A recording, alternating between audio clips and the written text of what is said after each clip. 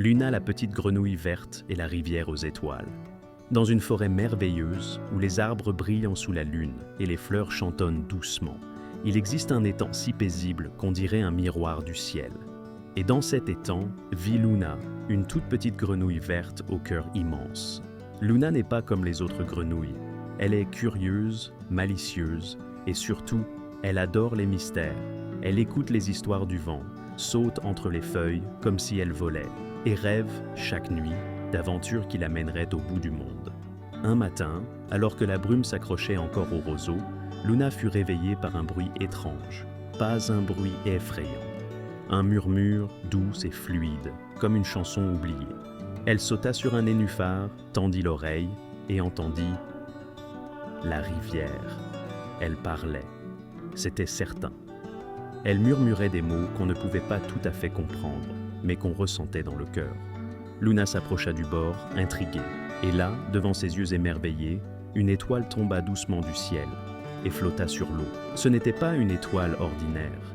Elle brillait d'une lumière bleue et argent, presque vivante.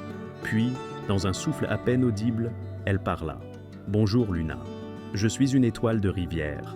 Cette rivière transporte les rêves de la forêt, les emporte jusqu'aux étoiles, mais les courants magiques faiblissent. Si personne ne les ranime, plus aucun rêve ne brillera dans le ciel.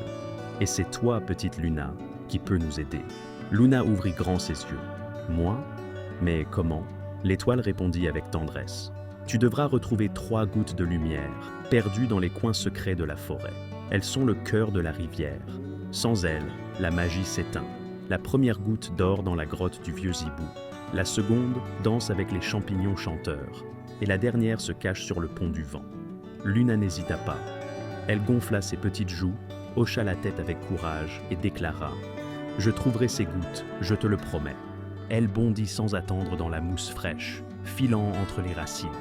Elle connaissait le chemin de la grotte. On disait qu'un hibou très sage y dormait depuis des années. En approchant, le silence devint plus épais. La lumière se faisait rare. Elle entra à pas feutrés. Dans le fond, elle le vit. Le hibou, immense, paisible, endormi. Et là, juste au-dessus de sa tête, suspendue à une racine, brillait une goutte lumineuse. Luna grimpa sur une pierre, puis une autre, retenant son souffle.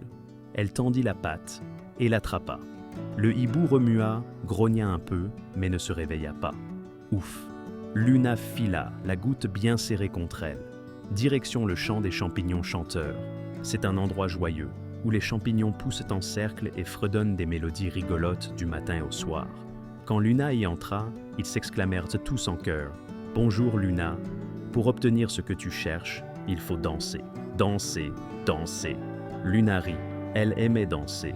Elle fit une pirouette, un saut, une roulade. Les champignons battirent la mesure, tournant comme des toupies. À la fin, le plus grand champignon souleva son chapeau, et dessous brillait la deuxième goutte.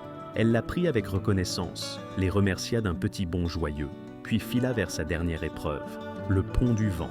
Il était suspendu au-dessus d'un ravin profond, entre 2 falaises couvertes de fougères. Le vent y soufflait fort, faisant vibrer les cordes et trembler les planches. Luna regarda le vide, puis le ciel. Elle n'aimait pas le vide, mais elle se souvenait de la promesse qu'elle avait faite. Alors elle posa une patte sur la première planche, puis une autre. Le vent siffla, tenta de la faire tomber, mais elle tenait bon. Elle ferma les yeux, avança lentement. Au milieu du pont, suspendue à un fil de brume, brillait la dernière goutte. Luna fit un bond parfait, l'attrapa et courut jusqu'à l'autre côté du pont, portée par sa détermination. Les 3 gouttes contre elle, elle retourna à la rivière. L'étoile l'attendait. « Tu l'as fait, dit-elle, ta lumière est grande. » Luna déposa les gouttes sur l'eau. Elles glissèrent, fusionnèrent, et soudain, la rivière tout entière s'illumina. Une onde de lumière se répandit, douce et scintillante. Des étoiles s'élevèrent de l'eau, portées par les rêves de la forêt. Dans les arbres, les oiseaux s'endormirent paisiblement. Les lucioles dansèrent dans le ciel. Et tout sembla respirer mieux. « Merci, murmura l'étoile. Grâce à toi, les rêves voyageront encore. » Luna, fatiguée mais heureuse, sauta sur son nénuphar préféré. Elle regarda le ciel, où les étoiles clignotaient une à une. Et cette nuit-là, elle sut qu'elle avait fait quelque chose de beau. Elle n'était qu'une petite grenouille, mais son cœur était plus grand qu'un étang entier. Et si, un soir, tu vois une étoile glisser sur la rivière, souviens-toi, c'est peut-être un rêve en route vers le ciel, ou bien Luna qui saute encore, quelque part, à la recherche de la prochaine aventure.